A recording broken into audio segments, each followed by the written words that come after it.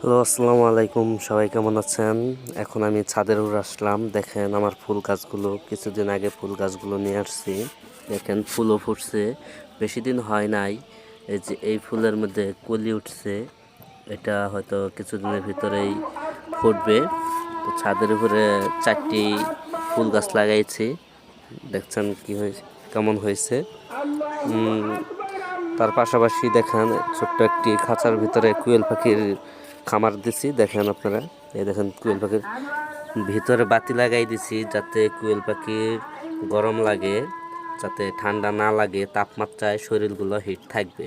এই জন্য কুয়েল পাখিগুলো দেখেন সবগুলো ছড়াছড়ি হয়ে আছে। দেখেন আমার ক্যামেরার দিকে কতগুলো তাকাই রয়েছে। এগুলা হচ্ছে ছোটগুলা, আর এটা হচ্ছে আমার ডিমের পাখি। এগুলা ডিম আসছে কিছুদিন হলো, 2-3 দিন। তো